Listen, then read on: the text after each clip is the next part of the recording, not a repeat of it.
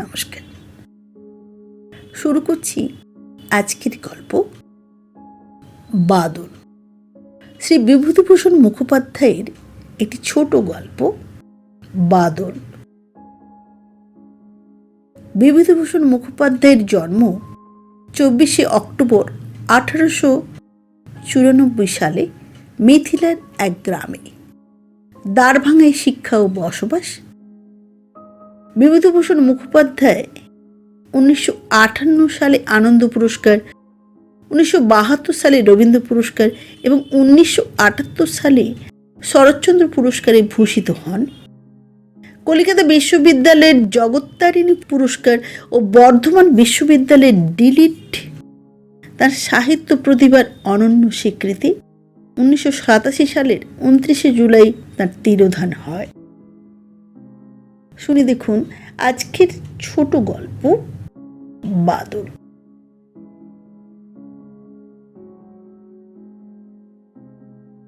চাণক্য যখন লেখেন লালয়েত পঞ্চবর্ষাণি দশ বর্ষাণি তারয়েত, সে সময় নিশ্চয় আমাদের বাদলের মতো ছেলে জন্মগ্রহণ করিত না।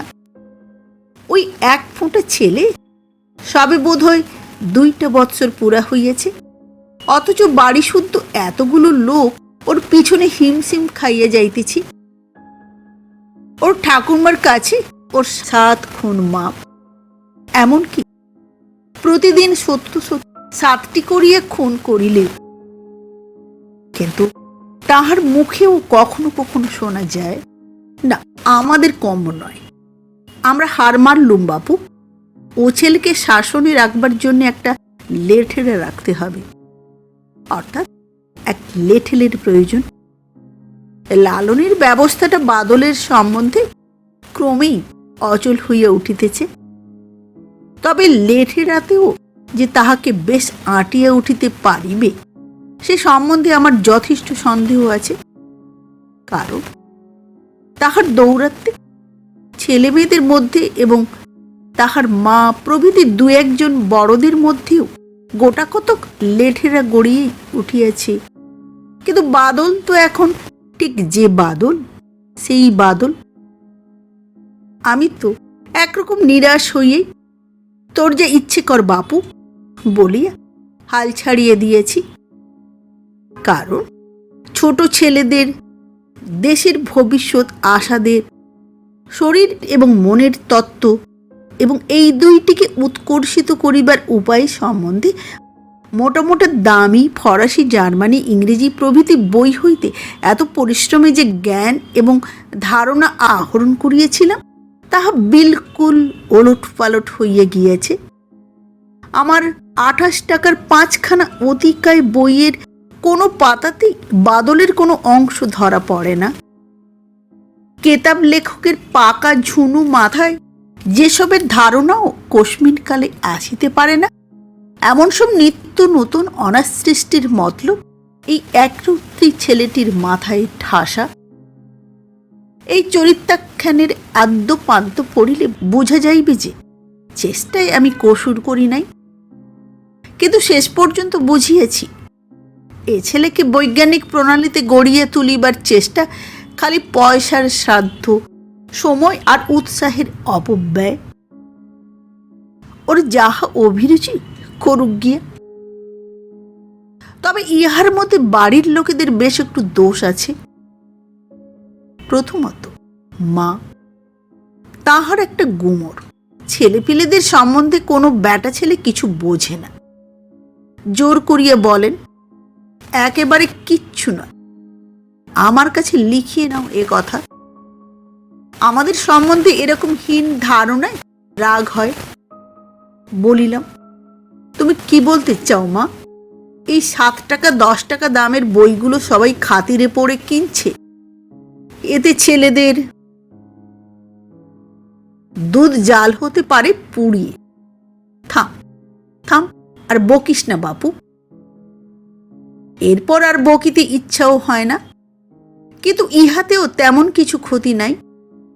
ক্ষতি হইতেছে এইখানে যে বিশেষ করিয়া বাদলের সম্বন্ধে আবার দুনিয়ার মেয়ে পুরুষ কেহই কিছু বুঝে না।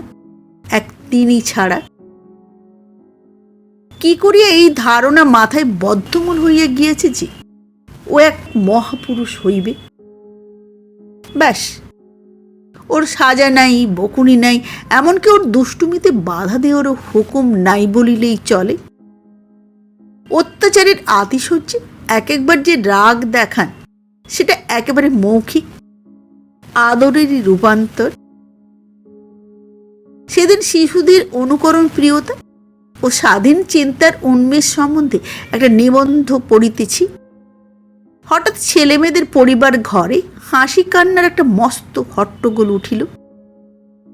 একটু পরে বাম হাতে দক্ষিণ হাতটা ধরিয়া রানু কাঁদিতে কাঁদিতে ছুটি আসিল।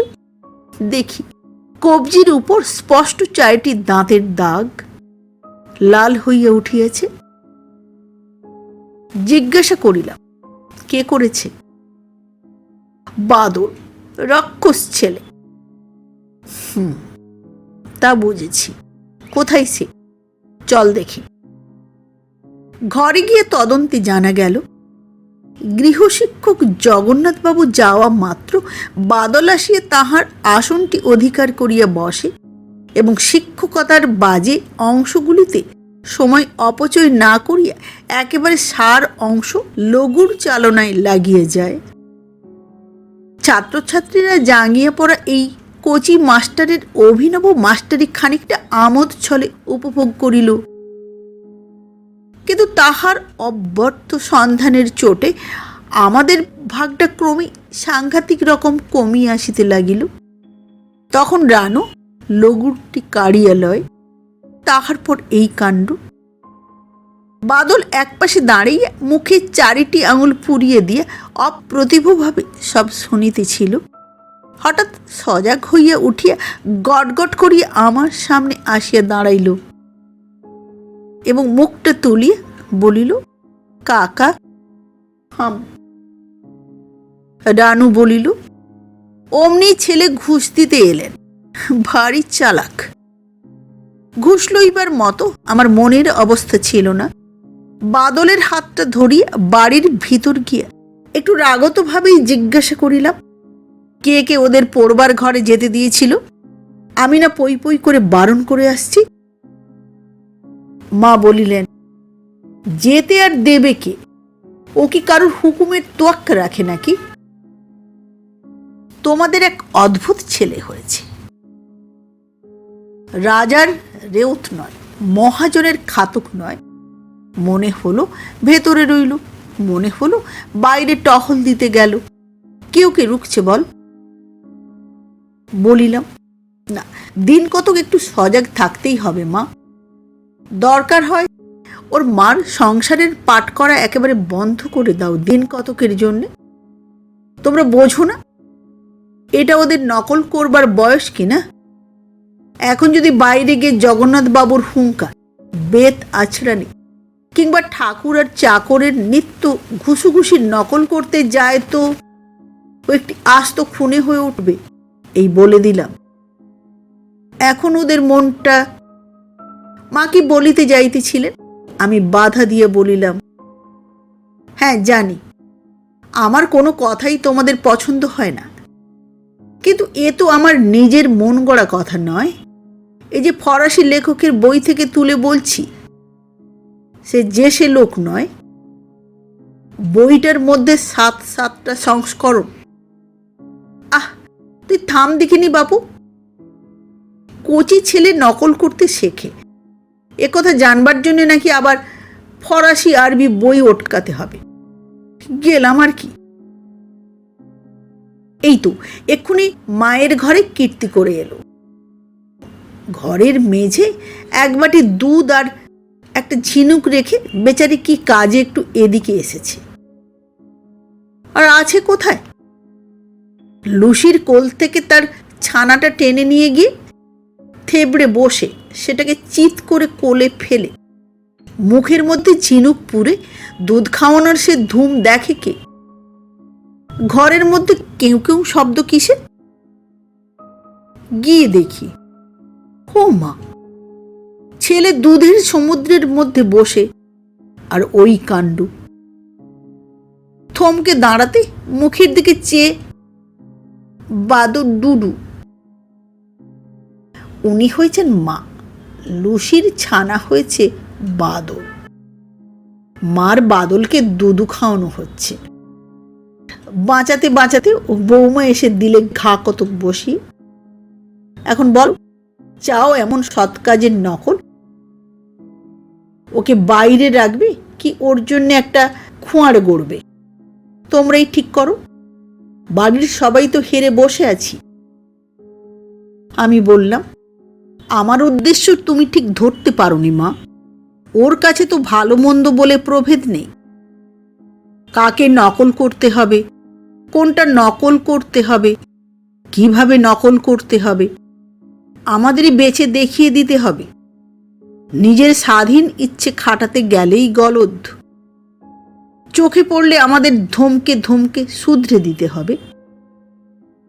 বেশ তো, আজকের এই দুটো ব্যাপারই এখন টাটকা রয়েছে, এই দুটো নিয়েই আরম্ভ করা যাক। বাদল মার কাছে ঘেঁষিয়ে দাঁড়াইয়া মুখে 4টি আঙুল পুড়িয়ে দিয়ে অপরাধীর মতো নিজের কীর্তি কাহিনী শুনিতেছিল।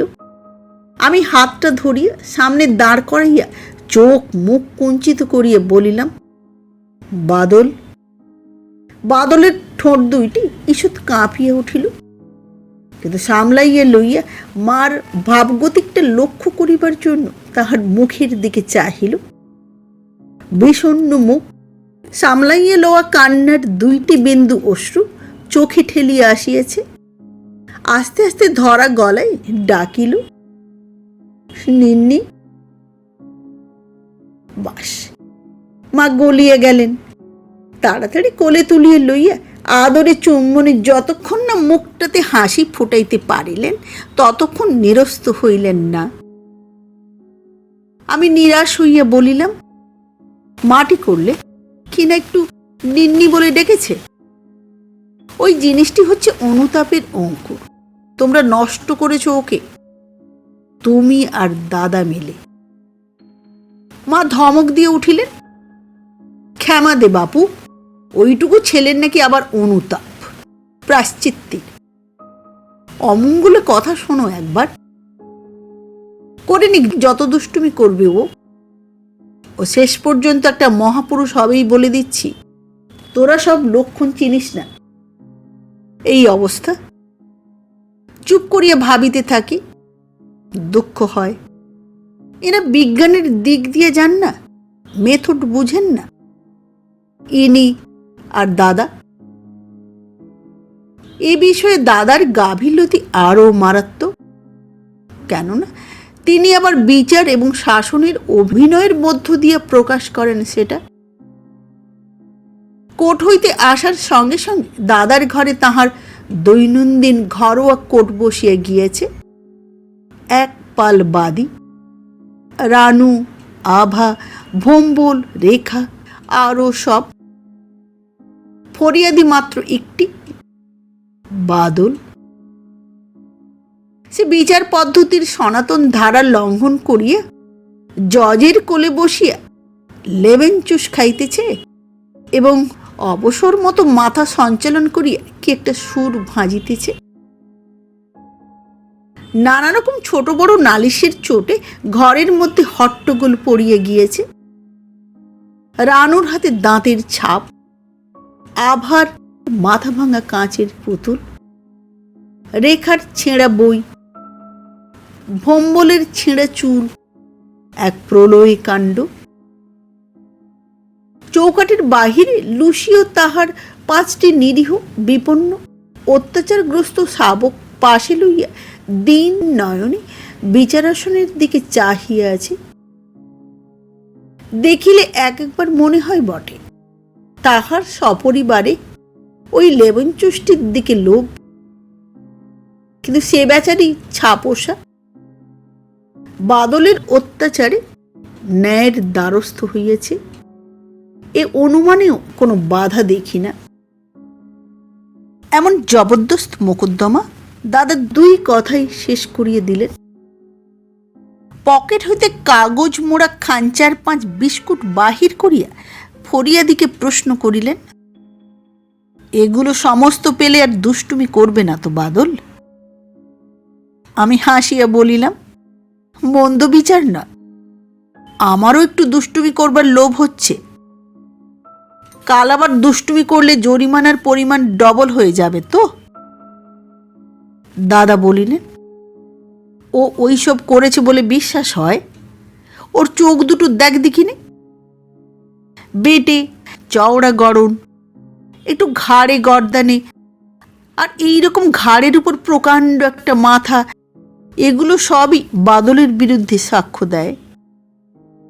কিন্তু বড় বড় ভাষা ভাষা চোখ দুইটি সত্যই একটু গোল বাঁধাই বটে, যদি বাদলের সঙ্গে অষ্টপ্রহর পরিচয় না থাকে। আর সেরকম পরিচয় দাদার বড় একটা নাই। সকাল সকাল দুইটি খাইয়া অফিস যান, প্রায় সন্ধ্যার সময় আসেন। ডাক পড়ে, বাদল। শান্তশিষ্ট শিশুটি আসিয়া উপস্থিত হয়। দাদার জন্য বিশেষ করিয়া পরানো পরিষ্কার জামা গায়ে, হাত মুখ যত্ন করিয়া মোছানো। আসিয়াই গোটা কতক চুমা উপঢৌকন, প্রায় কাঁদো কাঁদো হইয়া একবার আনুর নাম উচ্চারণ।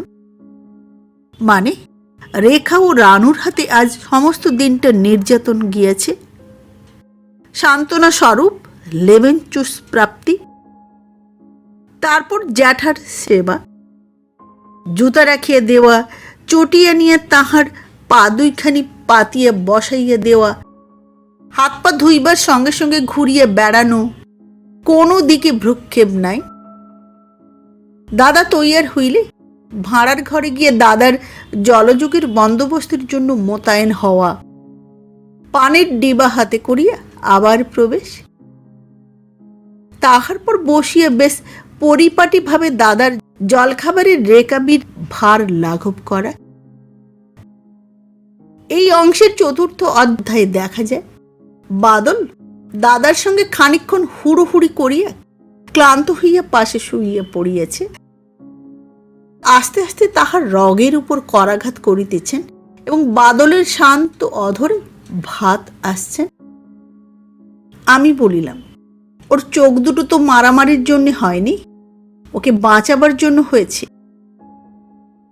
বাঁচাচ্ছেও বেশ, কিন্তু ওর হাত পা আর দাঁত যা ওর অস্ত্র, সেগুলো দেখে তোমার কোনো সন্দেহের কারণ আছে? যদি থাকে তো না হয় বাখারিগুলো আনিয়ে দিই। দাদা হাসিয়া বলিলেন, শুনছো বাদল, বাদীরা নিজের মুখেও নালিশ করলে, আবার ভালো উকিলও রেখেছে। এখন তোমার কি বলবার আছে, বিশেষ করে বাখারি সম্বন্ধে? বাদল দাদার হাঁটু ঘোড়ার উপর ঘোড়সওয়ার হইয়া বসিয়া ঘোড়াকে চালাইবার নানা উপায় লইয়া ব্যস্ত ছিল। বাখারির কথা শুনিয়া সরাত করিয়া নামিয়া পড়িয়া গটগট করিয়া বাহির হইয়া গেল। আমরা তাহার এই হঠাৎ তিরোধানের কারণ না ধরিতে পারিয়া তাহার পুনরাগমনের প্রতীক্ষা করিতেছি। এমন সময় বাদল একখানা চওড়া প্রায় হাতখানেকের বাখারি লইয়া প্রবেশ করিল। চৌকাট পার না হইতেই ছেলে মেয়েগুলো কলরব করিয়া উঠিল। কেহ বলিল, ওটা ওর তলোয়ার, ওই দিয়ে আমার কপালে মেরেছিল, এই দেখো। কেহ বলিল, ওটা আমার রাঁধার হাতা, আমায় দিয়ে দিতে বলো। সবচেয়ে ছোট সন্তান বৎসলা আভা কাঁদো কাঁদো হইয়া বলিল, না গো না, ওটা হাতা নয়, তরোয়াল নয়, আমার ছেলে, ওর কাপড় কেড়ে নিয়েছে বাদলা। বাদল এসবের দিকে ভ্রুক্ষেপ না করিয়া সরাং দাদার কোলে গিয়ে বসিল এবং অচল ঘোড়াটিকে গতিবান করিবার জন্য তাহার এই নতুন আমদানি করা সূক্ষ্ম চাবুকটি উঁচাইয়া ধরিল। দাদা হাসিয়া উদ্যত চাবুকটি ধরিয়া ফেলিলেন, বলিলেন, আহ বাদল, ঘোড়া দুটো সমস্ত দিন তোমার জ্যাঠাটিকে বয়ে বয়ে এলিয়ে পড়েছে, আর এর ওপর ঠেঙিয়ে কাজ নেই। বাদল দাদার মুখের দিকে চাহিয়ে নালিশের সুরে বলিল, দুষ্টু। দাদা বলিলেন, আহা, কিছু খায়নি কিনা অনেকক্ষণ, তাই দুষ্টু হয়েছে। তোমায় একটা ভালো ঘোড়া কিনে দেবক্ষণ, কি বলো? তারপর আমায় বলিলেন, কালকে ছুতরকে ডেকে একটা কাঠের ঘোড়ার কথা বলে দিস তো। বলিলাম, দোহাই, আর উপসর্গ বাড়িয়ে কাজ নেই, যা সরঞ্জাম সব মজুত। দাদা কথাটা শেষ না করিতে দিয়ে বলিলেন, আমার ঠ্যাং দুটো ওই আখাম্বা বাঁশ পেটা খাক আর কি। বলিলাম, ছুতরকে বলে দিতে বিশেষ আমার আপত্তি নেই, শুধু ভয় এই যে আর একটা ঝগড়ার ঘর বাড়বে। আর তাছাড়া কচি ছেলের ঝোঁক মতো সব বিষয়ই যোগান দিয়ে যাওয়াটা ঠিক নয়, তাতে ওদের মন একটা নির্দিষ্ট গতি পায় না। এ কথাটা বেশ সুন্দর একটা উদাহরণ দিয়ে বুঝিয়েছেন বিখ্যাত জার্মান লেখক ফন। দাদা বিরক্তভাবে বলিলেন, তোর এই কেতাবি বলি রাগ দেখিনি। ছেলেপিলের মন এখন হাজার পথে হুহু করে দৌড়বে। ও মাঝ থেকে পাহাড় প্রমাণ কেতাবের লাইন ঘেঁটে ঘেঁটে হয়রান হলো। বাংলা কথা হচ্ছে, ছোট ছেলের ঘোড়ার শখ হয়েছে, তাকে একটা কিনে দিতেই হবে। না দাও, আমার হাঁটু, তোমার কাঁধ চেয়ারের হাতল, যা সুবিধে পাবে ঘোড়া করে বসে থাকবে, শেষকালে একটা কাণ্ড ঘটাকার কি। আভা বলিল, বারে, ও আমাদের মারলে আর ওকেই বিস্কুট দেওয়া হলো, আবার একটা ঘোড়া পাবে। রেখার কথায় ইহার মধ্যেই বেশ ঝাঁঝ হইয়াছে।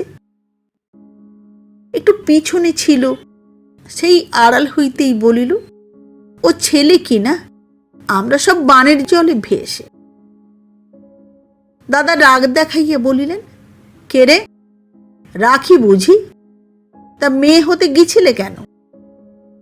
রেখা আরেকটু আড়ালে সরিয়ে গিয়ে বলিল, বাদলের মার খাবার জন্যে। দুইজনেই হাসিয়ে উঠিলাম। দাদা বলিলেন, একবারে পেকে গেছে হতভকা মেয়ে। না, এরা বেজায় মরিয়া হয়ে উঠেছে। আচ্ছা, তোদের বিচার করে দিচ্ছি, দাঁড়া। ডাকিলেন, বাদল বাবু, এদিকে এসো তো লক্ষ্মী ছেলে। বিচারের আশায় বাদী মহলে একটু চঞ্চলতা ফিসফিসানি পড়িয়া গেল। বাদল দাদার ইজি চেয়ারের পিছনে গিয়ে দুলিয়া দুলিয়া বিস্কুট খাইতেছিল এবং রেখার সহিত লুকোচুরি খেলা করিতেছিল। ডাক শুনিয়া সামনে আসিয়া দাঁড়াইল। দাদা রানুর হাতটা তুলিয়ে ধরিয়ে বলিলেন, এ কি করেছ বলো তো? এ তোমার কে হয়? গড়পড়তা রোজ এরকম 4-5টি বিচার অভিনয় হয় বাঁধাগতটি বাদলের খুব প্রাপ্ত। দাদার প্রশ্নের সঙ্গে সঙ্গে দুই হাতে খাসা নির্বিকার ভাবে নিজের কান দুইটি ধরিয়া বলিল, ডিডি হয়। প্রণাম করো। হুকুমের পূর্বেই সে অর্ধেক ঝুঁকিয়েছিল, প্রণাম করিয়া উঠিয়া দাঁড়াইল। সন্ধির স্বাক্ষর স্বরূপ রানু একটা চুমা খাইল। এটিও বাঁধা রীতির আর একটা অঙ্গ। এইরকম ভাবে দোষের গুরুত্ব লঘুত্ব নির্বিশেষে 5টি মোকদ্দমার এই একই পদ্ধতিতে বিচার কার্য শেষ হইলে দাদা বলিলেন, কেমন, তোমাদের আর কোনো দুঃখ নেই তো? বাদলের সাজা মনে ধরেছে? আর কোনো নালিশ নেই তো আজ? ও বয়সে ভাব করিবার ইচ্ছাটাই প্রবল। সেই জন্যেই হোক, কি ইহার বেশি বিচারের আশা নাই বলিয়াই হোক, এক রেখা ছাড়া সবাই ঘাড় নাড়িয়ে বলিল, না। রেখার ঐতিহাসিক দৃষ্টিটা বেশ তীক্ষ্ণ। সে বলিল, আবার কাল। দাদা হাসিয়ে বলিলেন, বেশ, কালকের কথা কাল দেখা যাবে। এই 4খানা করে বিস্কুট নাও সব। বাদল যদি দুষ্টুমি করে একটু করে ভেঙে দিও, ঠান্ডা থাকবে। যাও, বিচার শেষ। না বলিয়া পারিলাম না। এই একঘেয়ে নকল বিচার ওর মনে কোনো দাগ বসাতে পারে না, এই জন্যে। দাদা তাহার সেই হাসির হিল্লোল তুলিয়ে বলিলেন, দাগ বসাতে হলে তো ওরই বিদ্যে শিখতে হয় আমাকেও। রানুর কবজিটা দেখেছিস তো? আমার দাঁতে অত জোর টোর নেই বাপু। সবাই চেঁচামেচি করিতে করিতে চলিয়া গেল। বাদল দাদার মুখের পানে চাহিয়া বলিল, দাত্তা দুচি। দাদা আমায় কি একটা বলিতে যাইতেছিলেন, অন্যমনস্কভাবে উত্তর করিলেন, হ্যাঁ জ্যাঠা, লুসি। বাদল আধখা বিস্কুটটা লুসির দিকে বাড়াইয়া ডাকিল, আ আ। লুসি আপনার বাচ্চাগুলিকে ঘাড় পিঠ হইতে ঝাড়িয়ে দিয়ে লেজ নাড়িতে নাড়িতে উপস্থিত হইল। দাদা বলিয়া যাইতেছিলেন, এই তো গ্রামের নিজেদের মধ্যে সদ্ভাব, দল পাকাতে পেলে সব ছেড়ে তাইতে মেতে ওঠে। কতটা দুঃখের বিষয় বলতো। তুই হাসছিস যে? আমার দৃষ্টি অনুসরণ করিয়া তিনিও সজোরে হাসিয়া উঠিলেন। বাদল তাহার বিচারের ত্রুটিটুকু পূরণ করিয়া দুই হাতে কান ধরিয়া লুসির সামনের থাবা দুইটির উপর মাথা দিয়া পড়িয়া আছে এবং লুসি তাহার দীর্ঘ জিহ্বা দিয়া পরম ক্ষমা ভরে তাহার মাথা পিঠ চাটিয়া চাটিয়া একসা করিয়া দিতেছে। দাদার বিচারের সদ্য সদ্য আলোচনা করিবার এমন চমৎকার সুযোগটা আমি নষ্ট হইতে দিলাম না। হাসিতে হাসিতেই বলিলাম, তোমার বিচারের যেটুকু অসম্পূর্ণ ছিল বাদল নিখুঁতভাবে সেটা পুরিয়ে দিলে দাদা। পরের দিন দাদার ঘরে বাদলের কথা হইতেছিল। মা বলিতেছিলেন, ওর তো সর্বজীবে সমান ব্যবহার হবেই, ওসব লক্ষণই আলাদা। স্থির হয়ে এক এক সময় যখন বসে থাকে ঠিক পরমহংসদেবের মতো মুখের ভাবটি হয়, দেখিসনি? তিনিও নিশ্চয়ই ছেলেবেলায় ঠিক অমনটি ছিলেন। আর তাছাড়া অমন একটা বড় তীর্থে জন্মেছে, ও একটা মহাপুরুষ না হয়ে যায় না। তোরা সব। এমন সময় বারান্দায় চটাস করে একটা প্রচণ্ড চড়ের আওয়াজ হইল, আর সঙ্গে সঙ্গে বাদলের ডুকরাইয়া কাঁদিয়া উঠিবার আওয়াজ। মা তাড়াতাড়ি বাহিরে গিয়ে ধমকাইয়া উঠিলেন, কি বৌমা, ছেলের গায়ে হাত, আর ওই রকম হাত? দিন দিন যে কসাই হয়ে উঠছ। বৌমার চাপা গলায় ক্রুদ্ধ স্বর শোনা যাইতে লাগিল, আমি তো আর এই ডান পিঠে চোরকে নিয়ে পারি না মা। দেখবেন আসুন রান্নাঘরে কি কাণ্ডটা করেছে হতচ্ছাড় ছেলে। দৃশ্যটি নিশ্চয়ই খুবই মনোজ্ঞ। সবাই উৎসুকভাবে উঠিয়া গেলেন। সরজমিনে বাদল মুখের মধ্যে চারিটি আঙুল দিয়ে দাঁড়াইয়া আছে, দুই হাতের কনুই পর্যন্ত ঝোলে হলুদ হইয়া গিয়াছে। বাম হাতের মুঠোর মধ্যে এক মুঠো মাছ। কান্না থামিয়া গিয়েছে, কিন্তু তখনও তাহার মাকে অতিক্রম করিয়া এদিকে আসিয়া পড়িবার মতো সাহস জোগাইয়া উঠে নাই। দাদা একেবারে হু হু করে হাসিয়া উঠিলেন, ও মা, তোমার সাধু পুরুষের সর্বজীবের সমভাবের আর একটা নমুনা দেখো। এইখানে এসো, ওই জলের টবটার আড়ালে। সেখানটায় হঠাৎ কাহারও দৃষ্টি যায় না, আর বাদল কিংবা লুসি ভিন্ন কেহ প্রবেশ করিতেও পারে না। এই অন্ধকার কোণে ঝকঝকে একখানি রেখাবিতে আধসের পরিমাণ মাছের মুড়া একটা। রেকাবির এধারে ওধারে কাঁটা কোঁটা দুই একটা পড়িয়া আছে।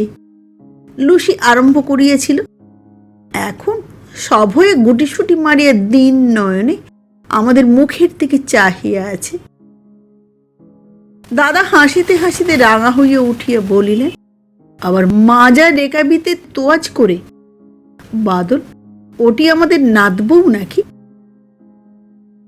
দার্শনিক হিসেবে বাদল একজন সুবিধাবাদী বুঝিল, আর দেরি করা নয়। যেন মস্ত একটা ইয়ার্কি চলিতেছে, যাহার মর্ম শুধু দাদা আর সে বুঝে। এইভাবে দাদার পানে চাহিয়া তাত বউ বলিয়া খুব বড় করিয়া একগাল হাসিয়া পা বাড়াইল, কিন্তু আবার সঙ্গে সঙ্গেই তাহার মার চোখের দিকে নজর পড়ায় থমকে মুখের চারিটি আঙুল পুড়িয়ে দাঁড়াইয়া পড়িল।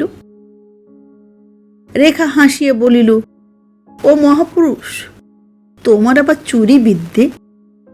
মার ধমক খাইয়ে আড়ষ্ট হইয়া গেল। আমরা সরিয়ে গেলেই বৌমাকে আর রোকা যাইবে না। অন্তত রুকিবার পূর্বেই লুসি ঘটিত এই নতুন আবিষ্কারের ঝাল তিনি ঝাড়িয়া লইবেনি। মা তাড়াতাড়ি ঘরের মধ্যে ঢুকিয়ে বাদলকে বাহির করিয়া আনিলেন। পরমহংস দেব হইতে একেবারে চুরির দায়ে গ্রেপ্তার। নাতি তাহাকে একটু অপ্রতিভ করিয়া ফেলিয়াছে বইকি। কাহার দিকে না চাহিয়া বলিলেন, ও আমার ননি চোরা, তারও চুরি করে না খেলে পেট ভরত না। নে আর জটলা করতে হবে না, সব হাতে হাতে পাঠ সেরে নে। এইরকম কাণ্ডের পর খুব খানিকটা হল্লা হাসি হয়, যোগদান করি, তারপর বিষণ্ণ হইয়া পড়ি। একটা গোটা ছেলের ভবিষ্যৎ সোজা কথা নয় তো, এদিকে দেশের এই দুর্দিনে। মাকে বলিলাম, দেখো মা, এ ঠিক হচ্ছে না। এতে করে নাতি তোমার পরমহংস দেব যত হবে, ননিচোরাও তত হবে, আর বাবার রঘুটাকা তো খুব হবে। এর ধর তার মুড়ো নিয়ে কিম্বুৎকিত কিমাকার যা হয়ে উঠবে তা দেখবার মতো হবে নিশ্চয়। তার চেয়ে দিন কতক আমার হাতে দাও। বেশ তো, সাধু পুরুষ চাও, সেই রকমভাবেই। মা বলিলেন, তোর কাছে সব রকমের ছাঁচ আছে নাকি যে ঢালাই করে যেমনটি চাইব গড়ে টেনে তুলবি? তা রাখ না বাপু তোর কাছেই। এতগুলো লোককে নাজেহাল করে তুলছে, পারবি তো ওকে সামলাতে? দাদা বলিলেন, কিছু না, ওকে একটা ঘোড়া কিনে দে আপাতত, কিছুদিন ঠান্ডা থাকবে ক্ষণ। বলিলাম, ঘোড়ার খেয়ালটাই মাথা থেকে সরিয়ে দিতে হবে। ওই জিদ ভাঙা দিয়েই আরম্ভ করব, আর ও তোমার প্ল্যান ভাঙা দিয়ে শেষ করবে, এই বলে রাখলাম। কি বাদল, পারবি তো? দাদা হাসিতে লাগিলেন। সেই দিন হইতেই আরম্ভ করিয়া দিলাম। ঠিক হইল, এক খাওয়ার সময় ছাড়া বাদল সমস্ত দিন আমার কাছে থাকিবে। সন্ধ্যা হইতে দাদার চাই। অনিচ্ছা সত্ত্বেও রাজি হইলাম, কিন্তু সমস্ত দিনের অপকীর্তির বিচারের ভারটা দাদার হাত হইতে তুলিয়া লইলাম। বলিলাম, ও ব্যাপারটাকে অত হালকাভাবে নিলে চলবে না, বিচারটা বেশ সূক্ষ্মভাবে করতে হবে। রোজকার রোজ ওর মনের কোনো বিশেষ বৃত্তিকে একটু একটু করে উস্কে দিতে হবে, আবার কোনোটাকে বা অল্প অল্প করে নিবিয়ে আনতে হবে। দাদা হাসিয়া বলিলেন, মন্দ হয় না। তাহলে শিগগির মনোবৃত্তির একটা টেম্পারেচার চার্ট তৈরি করে ফেল। তা রোগীটিকে বাইরের ধুলো বাতাস থেকে বাঁচিয়ে কোন ঘরে পুরে রাখবি? রাগিয়া বলিলাম, ঘরে পড়বার দরকার আছে বই কি? হাসবে, খেলবে, একটু মারামারিও করবে, এমনকি চুরিও করতে পারে মাঝে মাঝে, তবে একটা সিস্টেমের মধ্যে। দাদা আবার হাসিয়া উঠিলেন, অর্থাৎ ছেলেটাকে তুই একটা সিস্টেমেটিক চোর করতে চাস? পারিবার জো নাই। আমেরিকার একজন বিখ্যাত মনস্তাত্ত্বিক সমস্ত জীবন অবিবাহিত থাকিয়া কেবল শিশু মনের আলোচনা করিয়েছেন। মা শুনিয়া বলিলেন, নে আর জ্বালাস নে বাপু, যে বিয়েই করলে না, ছেলেপেলের মুখ দেখলে না, সে নাকি কচিদের মন নিয়ে বই লিখবে, ঠং একটা। দাদা বলিলেন, কেন? একসময় তিনি নিজেই তো শিশু ছিলেন। এসব ঠাট্টায় কান দিলে চলে না। বই দুইখানা সযত্নে মলাট দিয়ে আলমারিতে তুলিলাম। আমার অন্যান্য বইগুলোকেও ঝাড়িয়ে ঝুড়িয়ে সাজাইয়ে রাখিলাম। 2-4 দিন গেল, আমার কেতাবের ছত্রগুলি লাল নীল দাগের উর্দি পরিয়া আমার সাহায্যের জন্য মোতায়েন হইয়া উঠিল। প্রথমটা বাদলকে একচোট অগাধ মুক্তি দিয়া দিলাম। মা বলিলেন, এ কি তোর শাসন হচ্ছে? এর চেয়ে সে যে ঢের ভালো ছিল। মাকে ছকটা বুঝাইয়া দিলাম। হোমিওপ্যাথি ওষুধে প্রথমে রোগটা একচোট বাড়িয়ে তোলে। আমি ওর সমস্ত দোষগুণগুলো ভালো করে ফুটিয়ে তুলে ওকে ভালো করে চিনে নিচ্ছি। আগে সপ্তাহখানেক লাগবে। মা বলিলেন, ততদিনে বাড়ির অন্য ছেলেপিলেদের আর চিনতে পারবে না কিন্তু, এই বলে দিলাম। আজ ঘুমন্ত আভার মুখে পাউডারের সমস্ত কৌটো গেছে, দম আটকে যায় আর কি। হই গো, আবার বুঝি কি কাণ্ড বাঁধালে? ওরে কে আছিস? দেখ দেখ। 4 দিন গেল, 6 দিন গেল, 10 দিন গেল, চিনতে উত্তর শক্ত হইয়া উঠিতেছে যেন। ক্রমে দেখিতেছি এবেলা একরকম, ও বেলা একরকম। নালিশের চোটে ব্যতিব্যস্ত হইয়া উঠিয়াছি। পূর্ণ মুক্তির মধ্যে দুষ্টামিতে বাদলের নিত্য নতুন আবিষ্কারের জন্য দাদা বলেন, শৈলেনের কাছে যা। মা বলেন, শৈলেনের কাছে যা, কিছু বললে আমাদের উপর চটবে। বউদের মুখেও ওই কথা। আবার তাহাদেরও নিজের নিজের নালিশ আছে, অথচ আমি চটিব না, একটুও চটিব না। কিন্তু সে কথা বলি কি করি? ছেলেপিলেদের মধ্যে যে নালিশ করিতে আসিতেছে, সেই উল্টা মার খাইয়া গেল। এমন ব্যাপারও ঘটিতেছে 2-1টা। বলি, মাথায় ধুলো দিয়ে দিয়েছে তো দিক 2 দিন। আমার বই পড়ে নেবার একটু অবসর দিবি না তোরা? আসলে ঠিক বই পড়া নয়, বইয়ে দাগ দেওয়া হইতে এখন সমস্ত পাতার উপর ঢেরা কাটায় দাঁড়াইয়াছে। এদিকে সপ্তাহখানেক ছুটি বাড়াইব বলিয়া যে ঠিক করিয়াছিলাম, সে সংকল্প ত্যাগ করিয়াছি। বোধ হয় ছুটি ফুরাইবার সপ্তাহখানেক আগেই চলিয়া যাইতে পারি। আজ 15 দিনের দিন। নবীনতম সংবাদ, বাদল বাবার গড়গড়ায় তামাক টানিতেছিল, বাবার মতো ইজি চেয়ারে হেলান দিয়া।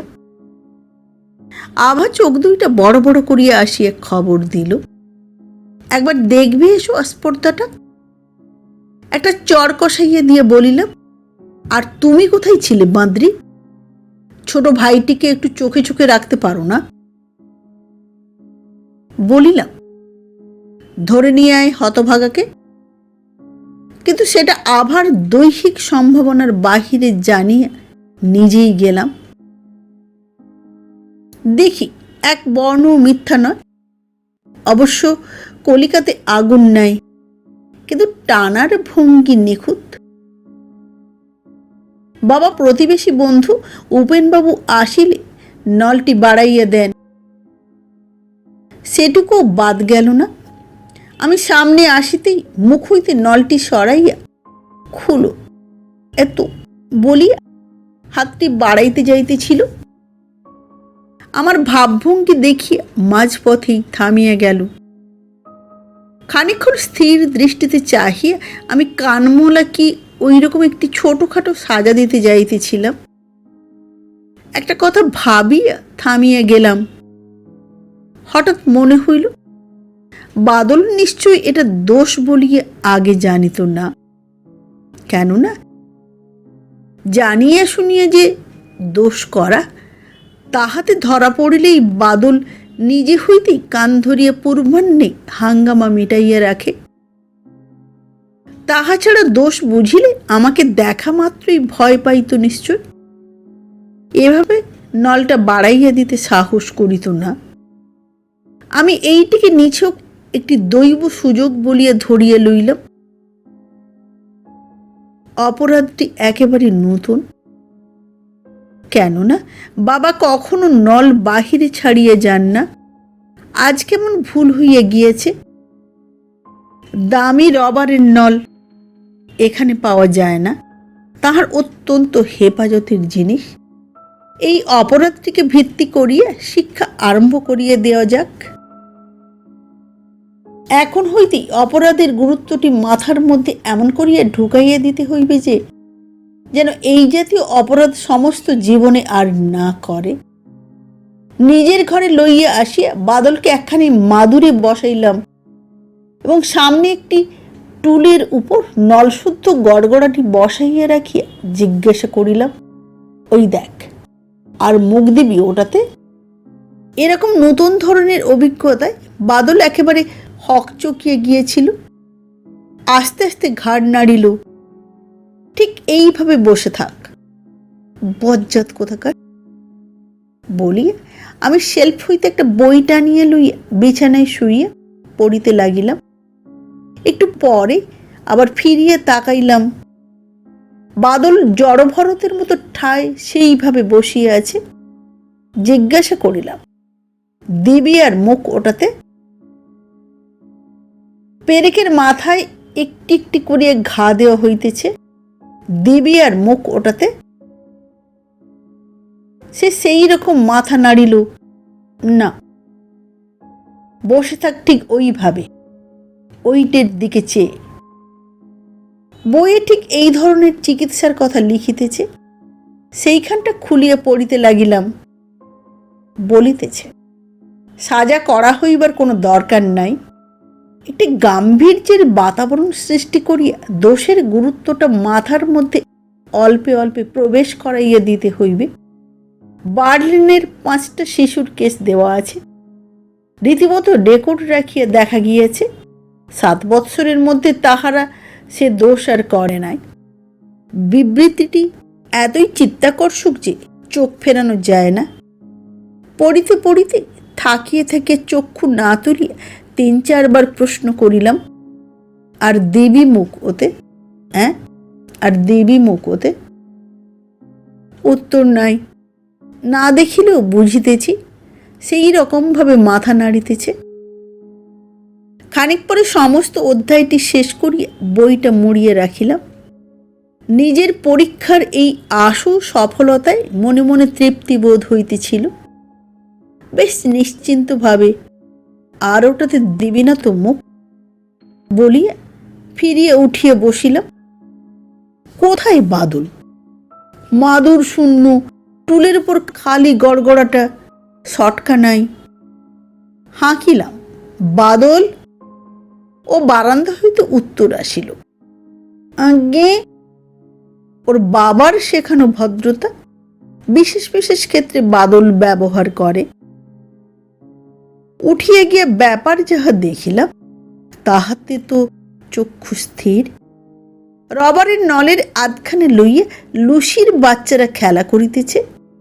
আধখানা ঘোড়ার লাগামের আকারে লুসির মুখে, বাদলের হাতে তাহার খোঁট 2টা, মুখে হ্যাট হ্যাট শব্দ চলিতেছে। লুসি মাংস ভ্রমে পরম পরিতোষ সহকারে চিবাইয়া যাইতেছে।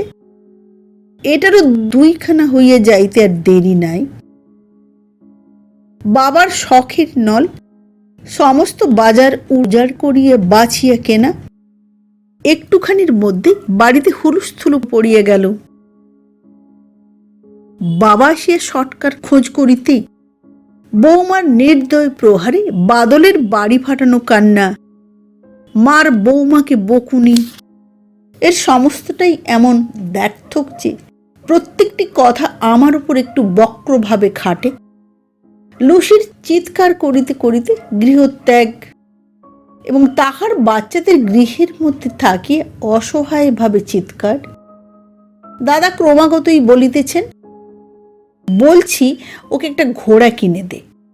সেদিন পই পই করে বুঝিয়ে বললাম। বাবা ন ভূত ন ভবিষ্যতি তিরস্কার লাগাইয়াছেন। তাহার মধ্যে সেকাল একালের তুলনামূলক ব্যাখ্যান আছে। এ সংসারে তামাক ধরার জন্য আত্মধিক্কার আছে। আধুনিক বিজ্ঞান মাত্রেরই বিশেষ করিয়া মনস্তত্ত্বের শ্রাদ্ধ কামনা আছে। বলিতেছেন, ভরমের যেন যুগ পড়ে গেছে। ছেলে তো আমিও মানুষ করেছি, একটা নয়। মা শেষ করিতে দিলেন না। আমার দিকে চাহিয়াছিলেন। মুখটা বিরক্তভাবে ঘুরাইয়া লইয়া ঝাঁঝিয়া বলিলেন, ছাই মানুষ করেছ, ওই নমুনা নিয়ে আর বড়াই করতে হবে না। শিশু মনস্তত্ত্বমূলক 7খানি নামজাদা পুস্তকের গ্রাহকের জন্য স্টেটসম্যানে বিজ্ঞাপন দিয়েছি। নমস্কার। বাদল গল্পখানি পাঠ করে শোনালাম। আবার দেখা হবে আগামী পর্বে একটি নতুন গল্প নিয়ে। আজকের মতো নমস্কার।